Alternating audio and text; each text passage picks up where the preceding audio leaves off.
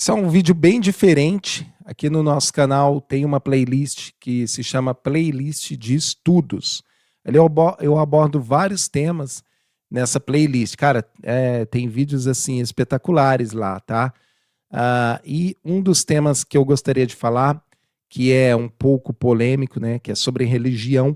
E, cara, esses dias atrás, né? Esses tempos atrás, dias não, na verdade já tem mais de meses, eu estava pesquisando muito sobre a vertente do gnosticismo, né? Eu já fui ateu, galera, já fui ateu, já segui igrejas evangélicas, né?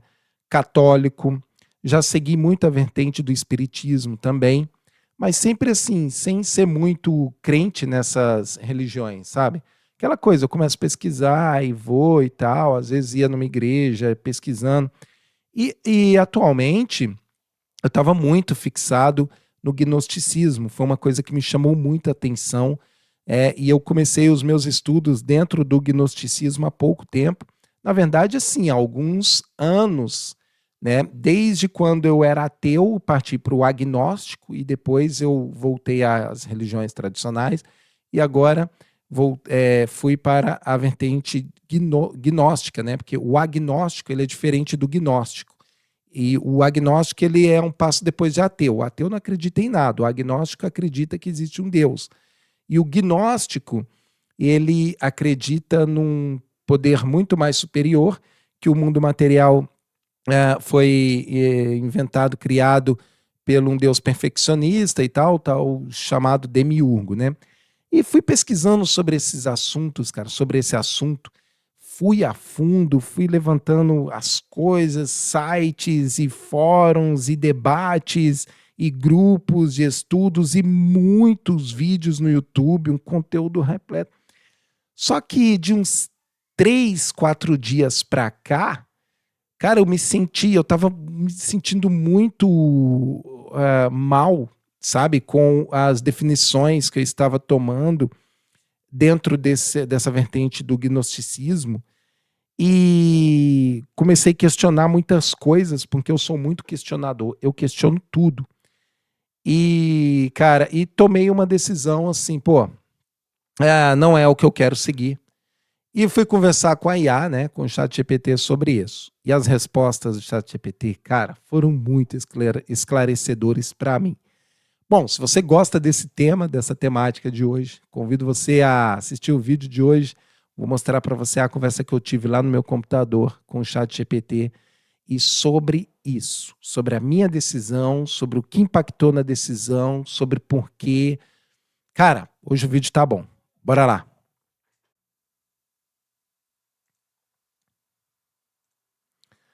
Vamos lá, rapaziada. Aqui está o meu computador e aqui está o histórico de pesquisa. Não vou atualizar o Tempermoke agora, né? Histórico de pesquisa do ChatGPT. Eu vou ler rapidinho aqui, porque é o seguinte, dentro desse histórico de pesquisa, assim, eu converso muito com o ChatGPT, então a gente sabe que o ChatGPT ele consegue se lembrar das conversas que nós tivemos, né? Então eu falei com ele, lembra da conversa que tivemos sobre o gnosticismo? Porque eu vou pesquisando as coisas e vou perguntando, vou esclarecendo algumas coisas com o ChatGPT, uso também o Gemini, entendeu? E vou, né, aflorando aqui as ideias, vou respondendo, vou obtendo respostas, vou criando mais perguntas. A pesquisa é assim, né? O campo de pesquisa da gente deve ser assim. Aí ele falou assim, você estava explorando os temas do gnosticismo e nós conversamos sobre os textos gnósticos encontrados em bibliotecas antigas, como o manuscrito da biblioteca de Nag Hammadi, relatos de Jesus aparecendo após a crucificação em uma espécie de corpo de luz ou forma glorificada, as possíveis conexões entre diferentes textos de gnósticos, o Evangelho de Felipe, que você observou, que eu não tinha havido mencionado inicialmente, sua hipótese de que alguns discípulos poderiam ter experimentado estado alterados de consciência, transe ou visões ao relatarem esses encontros com Jesus.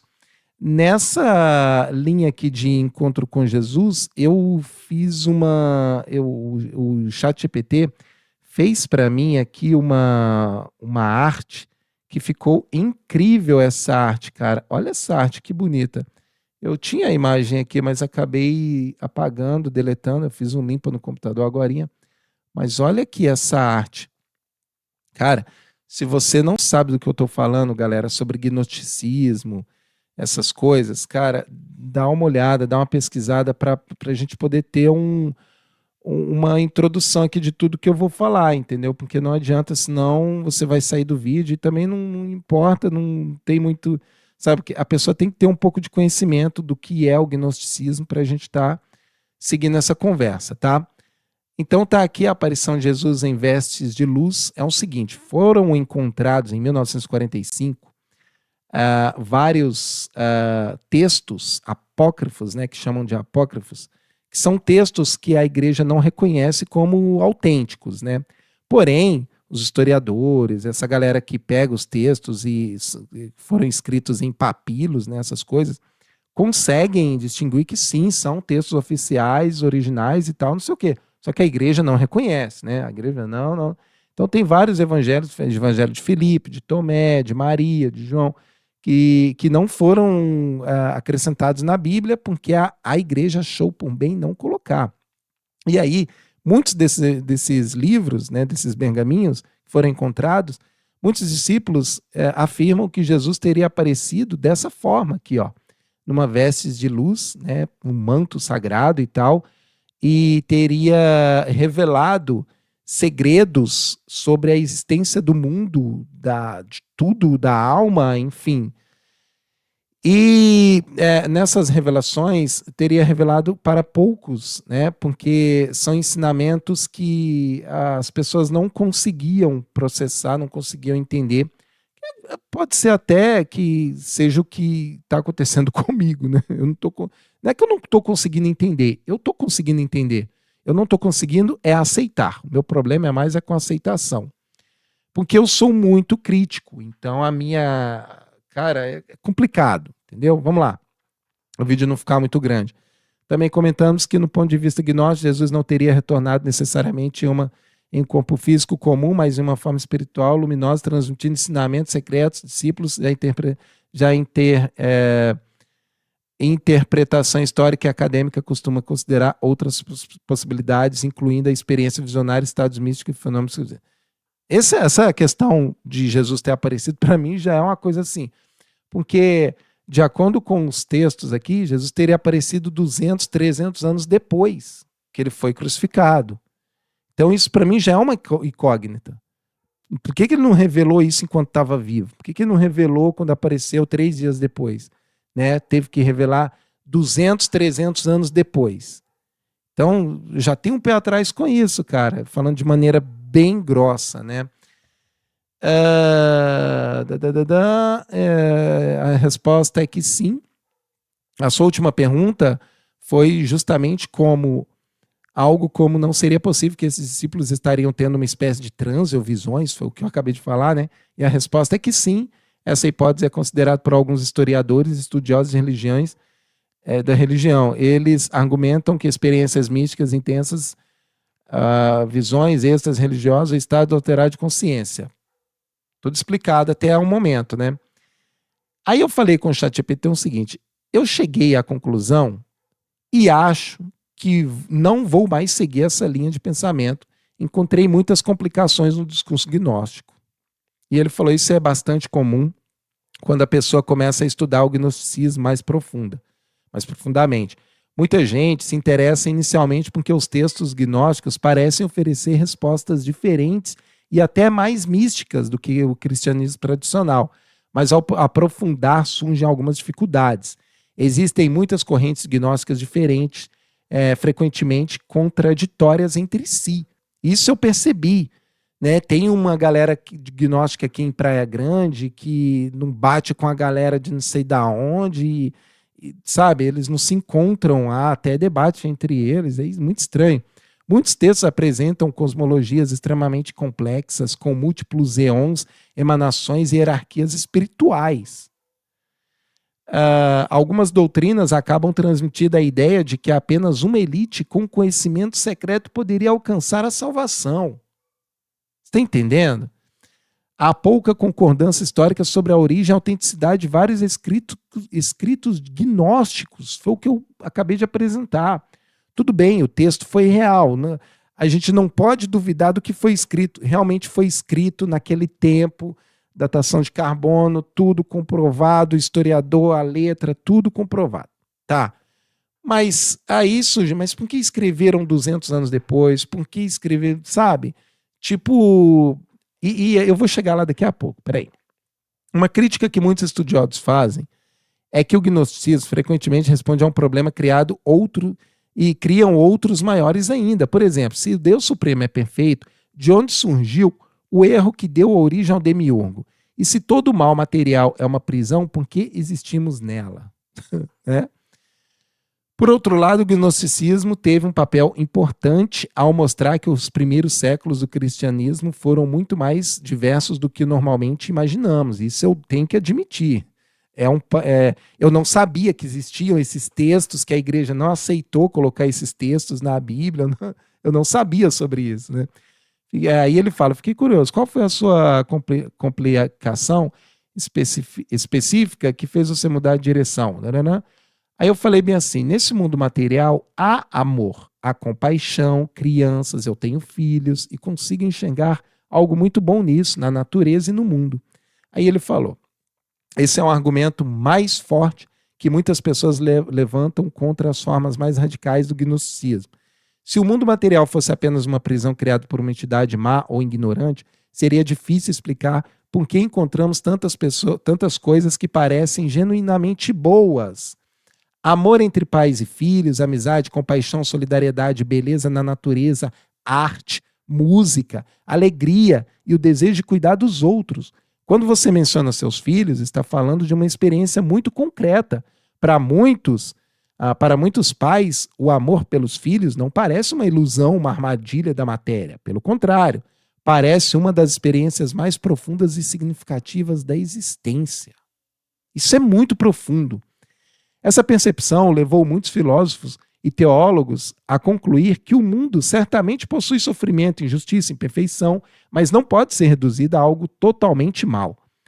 Há quem veja o mundo como uma mistura de beleza e tragédia, crescimento e dor, em vez de uma prisão cósmica. Inclusive, uma das diferenças marcantes entre o cristianismo tradicional e o gnosticismo é justamente essa sua visão de criação, a visão da criação.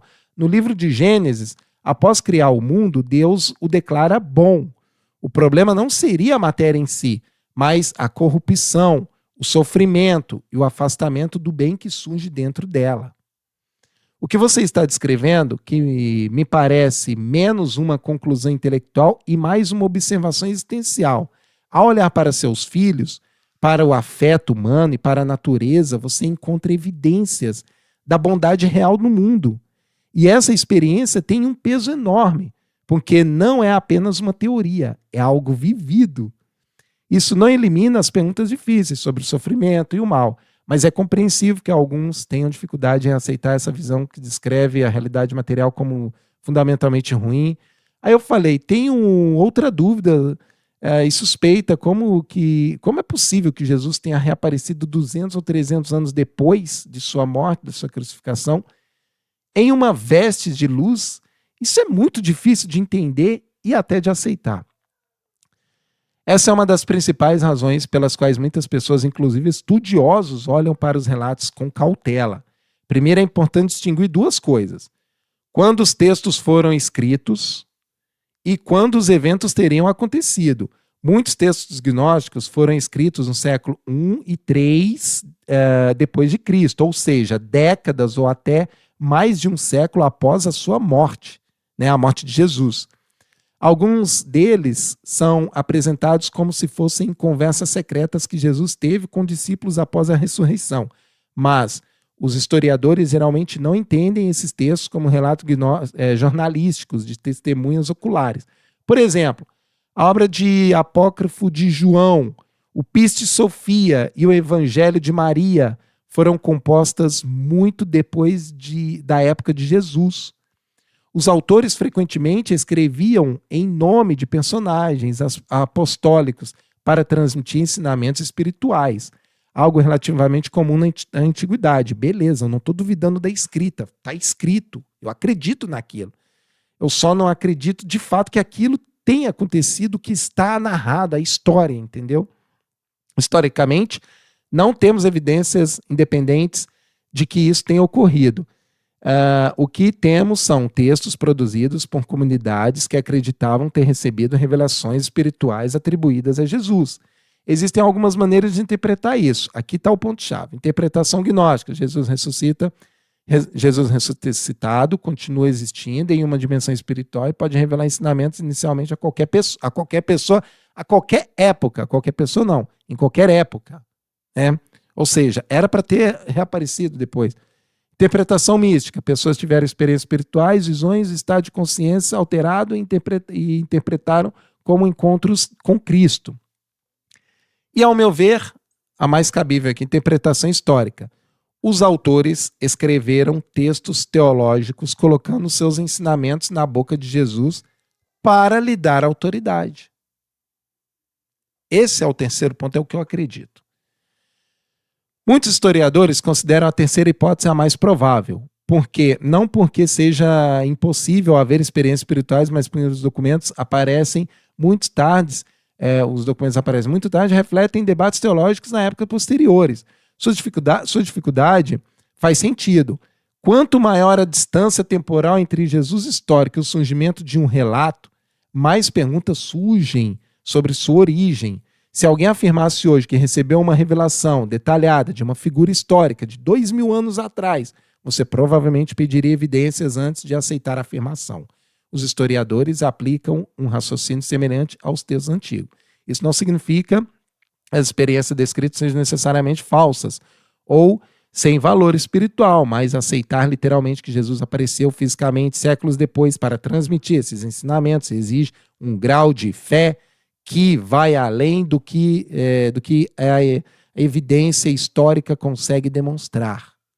Pelo que você está dizendo, parece que sua principal dificuldade não é apenas o conteúdo gnóstico, mas a cadeia de transmissão.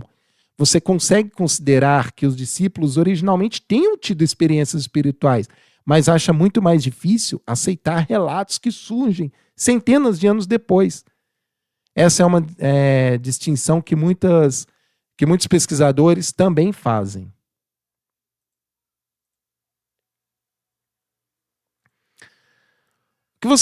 Aí eu falei, é difícil entender como os mitos de Sofia e todos no gnosticismo tentam explicar a criação no mundo de uma alma. É muito complicado e, para falar a verdade, enquanto eu estava pesquisando, me senti muito triste e angustiado. O que você está descrevendo é mais comum do que parece. Os mitos gnósticos não são simples. Quando você começa a estudar figuras como Sofia, Demiurgo, Zeon, Pleroma e as múltiplas emanações divinas, a sensação pode ser de estar entrando em um labirinto. Cada explicação parece exigir outra explicação e outra. Além da complexidade intelectual, existe um aspecto emocional. Muitos textos gnósticos transmitem uma visão bastante pessimista da condição humana. A ideia de que estamos exilados, presos em um mundo defeituoso, eu acho legal como ela se coloca como ser humano, né, a IA. Exilados, presos no mundo defeituoso, separados de nossa verdadeira origem. Para algumas pessoas, isso é fascinante. Para outras, pode gerar exatamente o que você descreveu: tristeza, angústia, um sentimento de desconexão. Você me diz, olha só para você ver o que a IA disse para mim, gente. Você me disse antes que, ao olhar para os seus filhos, para o amor e para a natureza, vê algo genuinamente bom. Quando a filosofia entra em conflito com experiências profundas que você considera verdadeiras, é natural surgir um desconforto interno. Muitos pensadores, ao longo da história, tiveram uma reação parecida. Eles não negavam que existe sofrimento, injustiça, maldade no mundo, mas também não conseguiam aceitar que a realidade material fosse essencialmente um erro cósmico ou uma prisão sem valor. Talvez pensadores ao longo da história tiveram uma reação parecida. eles não negavam que existe sofrimento, justiça e maldade no mundo, mas também não conseguiam aceitar que a realidade material fosse essencialmente um erro cósmico ou uma prisão sem valor. Talvez o que esteja acontecendo seja que você começou sua pesquisa com curiosidade, mas ao aprofundar percebeu que a visão gnóstica do mundo não se encaixa naquilo que sua própria experiência lhe mostra. E tudo bem chegar a essa conclusão. Estudar é uma ideia, não obriga ninguém a adotá-la, cara. Isso aqui é show de bola. Uma coisa que considero interessante é que você não parece ter abandonado o gnosticismo por medo ou preconceito. Pelo contrário, você leu, questionou, analisou as dificuldades históricas nos textos, estranhou os relatos de aparições séculos depois e refletiu sobre a própria experiência humana. Isso é um processo de investigação honesto. E vou dizer algo que talvez te tranquilize, né, a mim. Se um estudo espiritual está produzindo apenas confusão, ansiedade e desespero, pode ser saudável dar um passo para trás e perguntar se aquilo está realmente ajudando você a compreender a realidade ou apenas aumentando a angústia. E é aí que eu cheguei no ponto do vídeo. Você não precisa resolver todos os mistérios da criação, do universo, para reconhecer algo simples e profundo. O amor que sente pelos seus filhos é real para você. A beleza que você vê na natureza é real para você. E essas experiências também são uma forma legítima de buscar a verdade. Cara, aqui para mim foi um ponto muito chave na IA. Essa conversa que eu tive foi bastante esclarecedora e é um dos pontos que eu gosto. Vou continuar minhas pesquisas no gnosticismo, não vou seguir mais essa vertente de pensamento, mas eu fiquei curioso sobre os textos, né? Por que a igreja não aceitou tudo isso. Então, as pesquisas continuam, cara. É isso aí. Like no vídeo, se inscreva no canal. Muito obrigado. Fiquem todos com Deus e até mais.